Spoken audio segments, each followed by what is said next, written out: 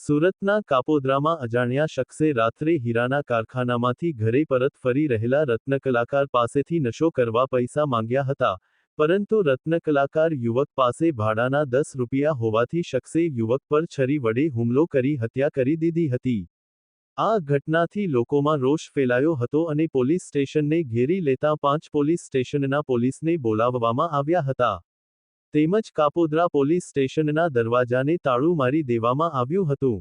પ્રાપ્ત માહિતી અનુસાર, રત્નકલાકાર યુવક પરેશ હીરાની ફેક્ટરીના સરીન વિભાગમાં કામ કરતો હતો. ગઈકાલે રાત્રે યુવક હીરાના કારખાનાથી ઘરે પરત ફરી રહ્યો હતો. દરમિયાન આરોપી પ્રભુ શેટ્ટી તેની પાસે આવ્યો અને નશા માટે પૈસા માંગવા લાગ્યો. આ દરમિયાન પરેશે કહ્યું કે તેની પાસે ભાડાના માત્ર 10 રૂપિયા છે, તેની પાસે વધુ પૈસા નથી. આ મામલે બંને વચ્ચે બોલાચાલી થતા મામલો ઉગ્ર બન્યો હતો.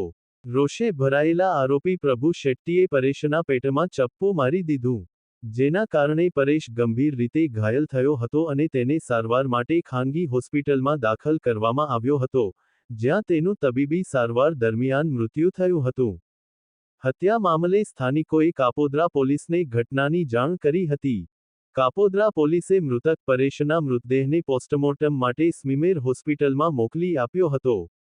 પોલીસે થોડીવારમાં જ આરોપી હત્યારા પ્રભુ રવિરામ શેટ્ટીની ધરપકડ કરી લીધી છે. કાપોદ્રા પોલીસે આરોપી પ્રભુ શેટ્ટીની સઘન પૂછપરછ કરી છે. હત્યાના કારણે મૃતકના પરિવારજનો અને સ્થાનિક લોકોએ કાપોદ્રા પોલીસ સ્ટેશનનો ઘેરાવો કર્યો હતો. 500મી વધુ લોકોએ પોલીસ સ્ટેશન તરફ જતો રસ્તો રોકી દીધો હતો અને ન્યાયની માગ કરી હતી. મામલો એટલો ઉગ્ર બન્યો હતો કે પોલીસ સ્ટેશનના ગેટને તાળા મારવાની ફરજ પડી હતી. શું નામ તમારું? ગીતાબેન. ગીતાબેન, શું ઘટના બની હતી?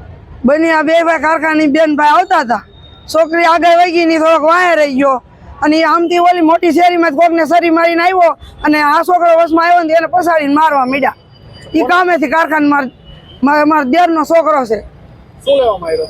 એટલે ઈ આમથી બીજાથી ધમાલ કરીને આવ્યો ને દાજમાં એને મારવા માંડ્યો. સાહેબ એ તો હાલ્યો તો કામે બેન ભાઈ હાલતા હતા કારખાને 8 વાગ્યા એને મારવા માંડ્યો.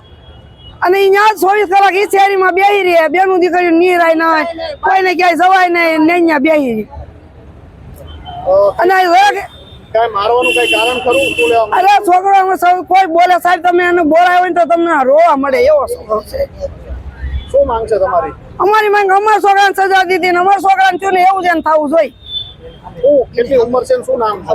એનું નામ છે પરેશ. ઉંમર કેટલી? એની 14. મારું નામ જાસોલિયા હિતેશ છે.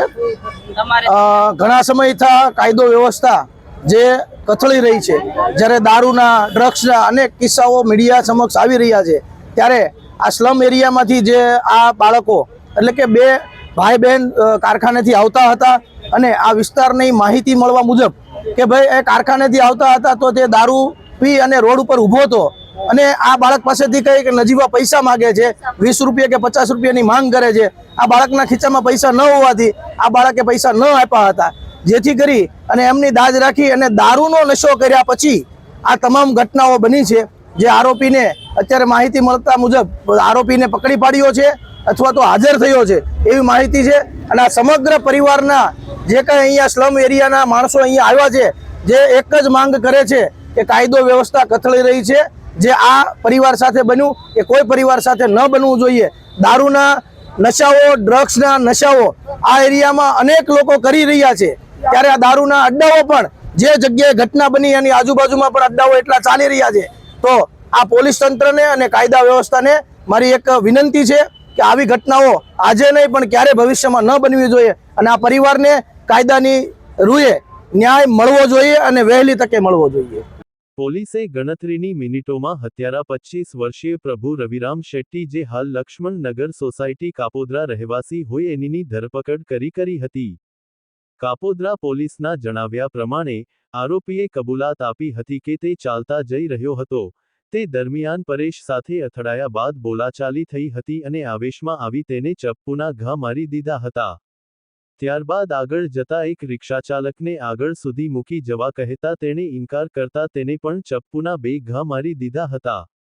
આમ અથડાવાની સામાન્ય બાબતમાં 17 વર્ષના કિશોરની હત્યા કરી દેવામાં આવી હતી. હાલ હત્યારાની ગણતરીના કલાકોમાં ધરપકડ બાદ પણ લોકોનો રોષ દેખાયો હતો અને બીજા દિવસે સવારે પણ લોકો રોડ પર આવી કાપોદ્રા પોલીસ સ્ટેશનનો ઘેરાવ કરવા નીકળ્યા હતા.